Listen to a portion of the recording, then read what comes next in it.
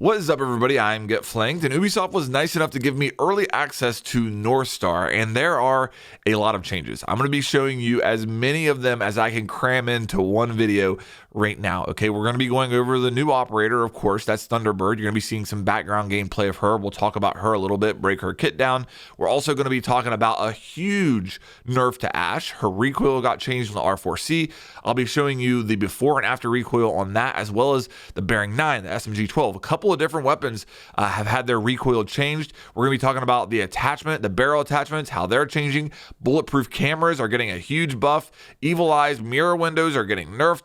A lot of stuff we're going to be going over. That's just scratching the surface here, okay? So we'll start with Thunderbird, the new operator coming. Getting into her loadout, the first thing you need to know is that she is a 3-speed, okay? So that's important. As far as her loadout options, the AR, I said that right, AR that she has available is the Spear. That is the AR that Finka has available. So we have a Defender with another AR, okay? As far as the attachment options there's no zoomed optics, no 1.5, no ACOG or anything like that. The sight that I ran the most was the new red dot. It was nice that she had availability to that. I didn't see any angle grip, but the vertical grip obviously is what you're going to see me running there. So yes, she has an AR, but no ACOG or anything like that on it. Her other primary option is the Spaz 15. This is the shotgun that Caveira has. Don't sleep on this option because when it comes to her secondaries, she has the Bearing 9 available. So you saw a lot of people running the Bearing 9 and then the shotgun combo. Now the Bearing 9 got buffed. It's got much better recoil, and I'm going to show that later in the video. So you might see some people running that Bearing 9 shotgun combo with her, considering the Bearing 9 is going to be more usable with this patch. Her other secondary option is Buck's pistol, I believe, but again, I'm going to see most people playing that Bearing 9, so not something you have to be too concerned about. As far as her secondary gadget options, you have the choice between Nitro Cell and Impact, so really good options there. Overall, her kit's pretty good. I mean, you have a 3-speed, you've got Nitro Cell, Impacts, you've got an AR. Although the fire rate isn't great on that Spear, it's okay. I would say it's an above average defender weapon. That's what I played with most. That's what I see most people going with. The fact that you have a machine pistol option as a secondary is strong. So her loadout from that perspective is pretty good. Now, getting into her unique gadget, it's called the Kona Station. Basic gist is here that she has 3 of them. She can set them down. When she does, they have an area of effect. It's about the size of a mute jammer. That's what it appears to be to me. That's what I would compare it to. And when anybody steps inside of that area of effect, they get healed 30 health, and they can get overhealed, okay? Now, I said anybody. That means teammates, that means enemies. So if you have them set down on the map and an enemy steps into their area of effect, they will heal an enemy, okay? Another benefit you get within their area of effect is that you can withstand when you're in there. And again, that applies to you or enemies. Now, one thing to note, that these do have a cooldown. So once they heal, they go through a cooldown and they cannot revive as far as withstand or heal while they're in that cooldown. Now, whenever I was testing this, Thunderbird could juggle these devices to get rid of that cooldown. I'm not sure if that's intentional, if they're thinking about fixing that or not, but either way, if you want to get rid of the cooldown, you can pick it up as Thunderbird, set it back down, and that cooldown will end. Now, once you set it down, there is a little bit of a delay, similar to like a Kate electric charge, where you set it down and that circle has to get filled before you can, get healed or get the benefit from the Kona Station again. Now, it's important to know there is no interaction with the Kona Station that you have to do in order for you to get healed. It automatically detects when a person enters its area of effect and then shoots them with the stim, I guess you could say. And if 2 people are in its area of effect, it prioritizes the person that's lower health. That's how it works, all right? So that's important to know. And really beyond that, there's not much to go over. I tried to mess around with it vertically. There really wasn't a way I could get it to work vertically. It has to have line of sight. And apparently, like the sensor that's on top of it, that thing that kind of sticks up, that's what has to have line of sight with you in order for it to work. So I couldn't really get it to work through floors or anything like that. Now, the Kona Stations are susceptible to all types of damage. Think about how you would clear an ADS as far as how you would get rid of it. All those same ways apply to the Kona Stations. You can shoot it with one bullet, it'll disintegrate. You can disable it with an EMP for a period of time.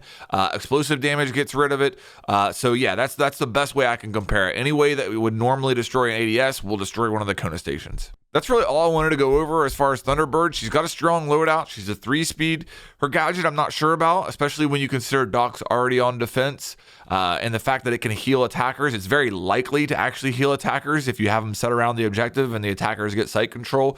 So I'm not sure how effective that gadget is going to be, but let me know in the comments what you think so far. Let's move on now to what I consider to be one of the most significant changes coming, and that is the changes to bulletproof cameras. So here's what you need to know about bulletproof cameras. They can now rotate their field of view a lot more, okay? So they no longer look one direction. You can rotate your field of view when looking through a bulletproof camera. You can also shoot an EMP. Now that EMP disables electronic devices for 5 seconds, and then the bulletproof camera goes into a cooldown where it can't fire another EMP. Once that cooldown is over, it can shoot another EMP blast, all right? So you can't sit there and spam EMP, shots like you can with like a Maestro cam, for example. But you can disable a gadget for 5 seconds and then wait for the cooldown and do it again. Now, on the build that we played, we had drone after death in our build, all right? So that meant that anybody who was dead could get on the bulletproof cams and shoot the EMP. If that doesn't come to the live servers, if they're just testing that out, I'm not sure if that will be the case or not, okay? But I will say that any of the teammates could get on the bulletproof cam and shoot the EMP while they were alive. I would expect that is coming no matter what. The question is whether or not they'll be able to do it after they're dead and when the drone after death comes into the game. Either way, though, the bulletproof camera with the EMP is still ridiculously strong right now, okay? So obviously you can use this, you can shoot a drone. It'll disable the drone for 5 seconds and nobody can drive the drone. You can shoot an operator with it. Like if you shoot Jackal with it, he can't get on his scanner for 5 seconds, okay? If you shoot any operator with it, they aren't able to drive a drone. They can get on the drone, they can look, but they can't actually move the drone, all right? But there's actually way more powerful ways to use this, okay? On the screen right now, I'm showing how I use this in combination with Cade, all right? Up in Armory on Border, you're gonna see an ace trying to open this wall. I'm going to use the bulletproof camera to disable the Selma as he puts it on the wall, and then use the Cade to throw the electrical on there and destroy the Selma while it is disabled. So there's a new way to trick a wall using the bulletproof camera. It's very effective against ace because you get an indicator on the backside of where that landed. You do have to land the EMP close to where the Selma is going off. Like you can't just shoot it anywhere on the panel and hope it has an effect. You have to be pretty close to it. It works against X-Kairos as well. It also works against Thermite, but Thermite can detonate his fast enough. And once an X-Kairos is detonated, it has no effect. Once a Thermite charge is detonated, it has no effect. So you can't disable it once it's been detonated, if that makes sense. But you can see from this how much potential there is here, and definitely a new thing for hard breachers to worry about. Okay, another thing that we have to mention when it comes to bulletproof cameras, as well as Mira's bulletproof mirrors, as well as Evil Eyes, is that now there's a new interaction with them. When you melee them, the glass splinters and you can no longer see through them. So on the screen right now, you're seeing me do this with all three. With the mirror window, if you go up and melee the outside of it, mirror can no longer see through it, like at all. With an Evil Eye, if you do that, you can no longer see through it unless you open the lens. Maestro can still open the lens and shoot with it, but he can no longer see through it unless he opens it up. And then the bulletproof camera is the same. It just completely blocks the field of view. This is a great change. It gives attackers a new way to deal with these annoying bulletproof gadgets. Speaking of bulletproof gadgets, the Melusi rework was in here. So now the big deal is when you encounter a Banshee, when you enter its area of effect, it opens up and then you can shoot it and destroy it. Now there is a little bit of a delay. You can't shoot it as soon as it activates. You have to wait for it actually to open up before your bullets will actually destroy it. But you don't have to have any type of explosives or anything. Any gun will work as long as you're landing bullets there in that middle part. It will destroy it. So the Melusi rework was in here, should be coming with North Star, and it is a welcome change for sure. Okay, now let's start getting into some of these recoil changes, all right? So with North Star, they're changing the way that the barrel attachments work, okay? So recoil across the board is going to feel different, all right? The understanding that I have is that with compensators now, a compensator will only affect horizontal recoil. Flash hider only affects vertical recoil. And then my understanding with muzzle is that it stayed roughly the same. Now, I don't have any values for you. I don't have like a detailed breakdown of exactly what's changed with these attachments. I'm going to show you examples later on, but it's important for you to know that across the board, these attachments change, so recoil might feel different to you. With that said, there were some recoil changes to weapons outside of the barrel attachments, and that's what I want to go over right now. And we're going to start with Ash and the R4C. The R4C finally got like a legit nerf. Okay, on the screen right now you're seeing the recoil on the current version of the game on the left, and then on North Star on the right, and you can see how much more spread out those shots are in North Star, how many fewer bullets it takes for me to reach the top of this panel, and just overall that there's a pretty significant vertical recoil nerf coming to the R4C with North Star. Now, while we're on the topic of Ash, look over there in North Star at her loadout. Notice she only has 2 of those breaching rounds. That's another nerf coming her way. They recently gave her 3. I guess they're deciding they want to calm her down a little bit, so she's now back down to 2. Not a huge nerf, but when you combine this with the R4C, Ash is going to be a little different now. Okay, they're trying to make her not such a must pick, and this might do it in all honesty. Okay, moving on now to Vigil in the K1A, okay? This one doesn't look to be quite as significant to me, but I think when you compare the recoil on the left to the right, you will see that the recoil values have changed on the K1A in a nerfing direction. To me, it looks like they've added a little bit more horizontal recoil to it, and those shots are spread out a little bit more. Now, keep in mind, for all these testing, I took the barrel attachments off, so the barrel attachments shouldn't be a factor at all in this comparison, and I have angle grip on both of these, so keep that in mind. But yeah, it does look like not as significant to me as the R4C, but definitely a nerf on the K1A. I know that anytime I've seen like the stats from the weapons, the K1A is always one of the top performing, so they might just be trying to tone that down a little bit, and that makes sense.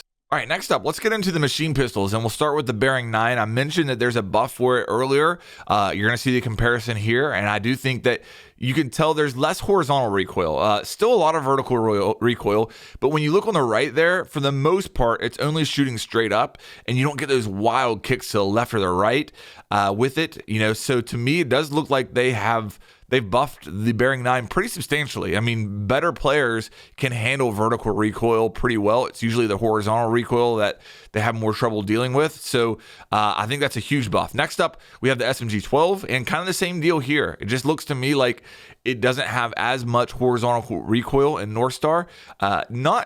It's not as significant here. So, you know, if you don't see anything, let me know if you think I'm just kind of hallucinating and making things up here. But to me, it does look like it's pretty significantly better. When you look at the groupings on the right side there in North Star, you can tell they're a lot closer together and less random looking than they are in the current build. So to me, it looks like the SMG-12 is receiving a buff.